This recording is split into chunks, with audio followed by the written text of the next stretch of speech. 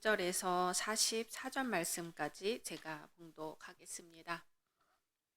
예수께서 성령의 충만함을 입어 요단강에서 돌아오사 광야에서 40일 동안 성령에게 이끌리시며 마귀에게 시험을 받으시더라. 이 모든 날에 아무것도 잡수시지 아니하시니 날 수가 다함에 줄이신지라. 마귀가 이르되 내가 만일 하나님의 아들이어든 이 돌들에게 명하여 떡이 되게 하라. 예수께서 대답하시되 기록된 바 사람이 떡으로만 살 것이 아니라 하였느니라. 마귀가 또 예수를 이끌고 올라가서 순식간에 천하 만국을 보이며 이르되 이 모든 권위와 그 영광을 내가 네게 주리라. 이것은 내게 넘겨준 것이므로 내가 원하는 자에게 주노라. 그러므로 내가 만일 내게 절하면 다 내 것이 되리라. 예수께서 대답하여 이르시되 기록된 바 주 너희 하나님께 경배하고 다만 그를 섬기라 하였느니라. 또 이끌고 예루살렘으로 가서 성전 꼭대기에 세우고 이르되 네가 만일 하나님의 아들이어든 여기서 뛰어내리라. 기록되었으되 하나님이 너를 위하여 그 사자들을 명하사 너를 지키게 하시리라 하였고 또한 그들이 손으로 너를 받들어 내 발이 돌에 부딪히지 않게 하시리라 하였느니라. 예수께서 대답하여 이르시되 주 너희 하나님을 시험하지 말라 하였느니라. 마귀가 모든 시험을 다한 후에 얼마 동안 떠나니라. 예수께서 성령의 능력으로 갈릴리에 돌아가시니 그 소문이 사방에 퍼졌고 친히 그 여러 회당에서 가르치심에 뭇 사람에게 칭송을 받으시더라. 예수께서 그 자라나신 곳 나사렛에 이르사 안식일에 늘 하시던 대로 회당에 들어가사 성경을 읽으려고 서심해 선지자 이사야의 글을 들이거늘 책을 펴서 이렇게 기록된 데를 찾으시니 곧 주의 성령이 내게 임하셨으니 이는 가난한 자에게 복음을 전하게 하시려고 내게 기름을 부으시고 나를 보내사 포로된 자에게 자유를 눈먼 자에게 다시 보게 함을 전파하며 눌린 자를 자유롭게 하고 주의 은혜의 해를 전파하게 하려 하심이라 하였더라. 책을 덮어 그 맡은 자에게 주시고 앉으시니 회당에 있는 자들이 다 주목하여 보더라. 이에 예수께서 그들에게 말씀하시되 이 글이 오늘 너희 귀에 응하였느니라 하시니 그들이 다 그를 증언하고 그 입으로 나오는 바 은혜로운 말을 놀랍게 여겨 이르되 이 사람이 요셉의 아들이 아니냐. 예수께서 그들에게 이르시되 너희가 반드시 의사야 너 자신을 고치라 하는 속담을 인용하여 내게 말하기를 우리가 들은 바 가버나움에서 행한 일을 네 고향 여기서도 행하라 하리라. 또 이르시되 내가 진실로 너희에게 이르노니 선지자가 고향에서는 환영을 받는 자가 없느니라. 내가 참으로 너희에게 이르노니 엘리야 시대에 하늘이 3년 6개월간 닫히어 온 땅에 큰 흉년이 들었을 때에 이스라엘에 많은 과부가 있었으되 엘리야가 그중 한 사람에게도 보내심을 받지 않고 오직 시돈 땅에 있는 사렙다의 한 과부에게 뿐이었으며 또 선지자 엘리사 때에 이스라엘에 많은 나병 환자가 있었으되 그 중에 한 사람도 깨끗함을 얻지 못하고 오직 수리아 사람 나아만 뿐이었느니라. 회당에 있는 자들이 이것을 듣고 다 크게 화가 나서 일어나 동네 밖으로 쫓아내어 그 동네가 건설된 산 낭떠러지까지 끌고 가서 밀쳐 떨어뜨리고자 하되 예수께서 그들 가운데로 지나서 가시니라.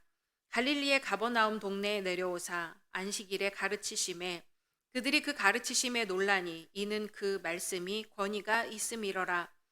회당에 더러운 귀신 들린 사람이 있어 크게 소리질러 이르되 아 나사렛 예수여 우리가 당신과 무슨 상관이 있나이까. 우리를 멸하러 왔나이까. 나는 당신이 누구인 줄 아노니 하나님의 거룩한 자니이다. 예수께서 꾸짖어 이르시되 잠잠하고 그 사람에게서 나오라 하시니 귀신이 그 사람을 무리 중에 넘어뜨리고 나오되 그 사람은 상하지 아니한지라. 다 놀라 서로 말하여 이르되 이 어떠한 말씀인고 권위와 능력으로 더러운 귀신을 명함에 나가는도다 하더라.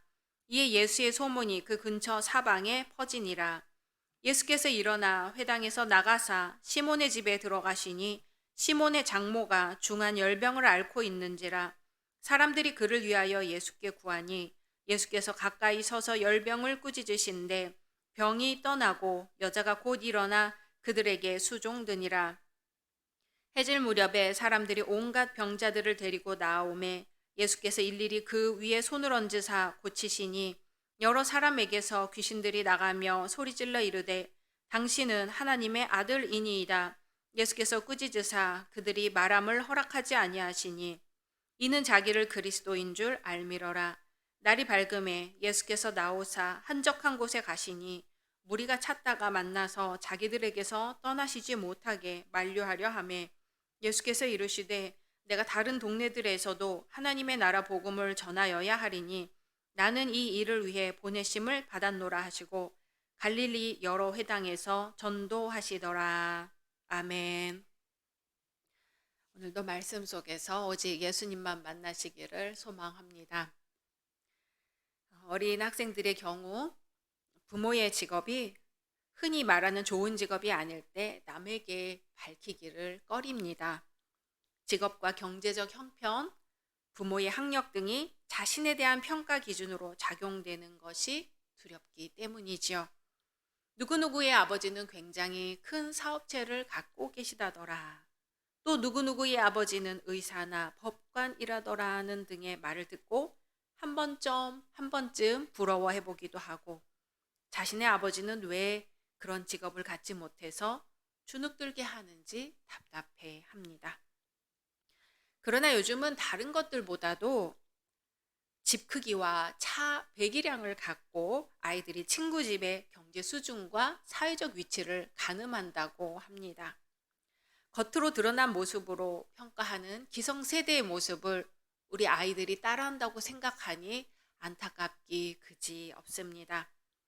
아이들만이 아니라 어른들까지도 결혼 상대에 대해 또 사돈을 맺을 집에 대해 그 평가 기준이 지극히 합리적이지 못한 것을 볼 수 있습니다. 참으로 중요한 일들을 사람들은 어리석은 기준으로 결정하는구나 하는 생각을 갖게 되지요. TV 드라마를 보면 가난한 집 출신인 사람이 그 생활 형편 때문에 고학을 하면서도 희망을 잃지 않고 살아가는 이러한 젊은이를 우리가 TV 속에서 보듯이 또 아니면 남으로 생각할 때는 야, 저 사람 정말 괜찮은 사람이라고 입에 마르도록 칭찬을 하는데 막상 그런 사람이 내 사위나 며느리가 된다 하고 생각을 해보면 갑자기 말도 되지 않는 이유를 내세워서 반대하는 경우를 보게 되는 거지요. TV 드라마가 사회를 반영한다고 볼 때 대부분의 사람들은 이런 편견을 갖고 있는 것이 틀림이 없을 것 같습니다. 예수님이 갈릴리에서 첫 번째 전도 사역을 시작하시던 때 일어난 사건은 그런 점에서 많은 생각을 갖게 합니다. 예수님은 당시 관습대로 안식일에 회당에 나가셔서 말씀을 읽고 간단한 설교를 하신 것으로 짐작이 돼요. 예수님의 이 행동과 말씀은 청중들에게 좋은 반응을 얻었습니다. 하지만 이들은 말씀을 전한 이가 사회적으로 보잘것없는 직업인 이 목수로 일하는 요셉의 아들임을 깨닫고는 조금 전까지 가졌던 은혜를 포기하고 갑자기 비웃는 자세를 취하는 거예요. 요셉의 아들이 아니냐? 요셉의 아들이 아니냐? 이 말 속에는 뭘 안다고 저리 나서는가 하는 비웃음이 도사리고 있습니다. 요셉의 직업이나 경제적 형편이 보잘것없고 따라서 그 아들인 예수가 많은 것을 배웠을 리 만무하다는 이런 선입관이 이미 받은 은혜까지도 버리게 만드는 거지요. 결국 이렇게 돌변한 이들이 나중에 예수님을 못 박는데 앞장서지 않았을까요? 사람들은 자신이 당할지도 모르는 불이익 앞에서는 매우 저돌적이고 전투적으로 변하는 경향이 있습니다. 왜 그럴까요? 그냥 있는 현실을 그대로 받아들여 좋은 것은 취하고 안 좋은 것은 포기하는 그런 자세보다는 죽기 아니면 까무러치기식의 사고를 하는 것은 왜일까요? 인간의 욕심 때문이 아닐까요? 욕심은 끝이 없습니다. 이 욕심을 다스릴 줄 아는 사람이 바로 성인인 거죠. 오늘의 교회들도 허름하고 보잘것없는 사람의 외침에는 귀를 기울이지 않습니다. 많이 배우지 못한 성도가 하는 말은 들으려고 하지도 않습니다. 부와 명예 또 학식 등을 가진 이의 말은 그것이 옳든 옳지 않든 모두가 고개를 끄덕이는 슬픈 현실이 오늘 우리들이 다니는 교회의 모습입니다. 선입관을 갖고 평가를 내리는데 아무 주저함이 없어요.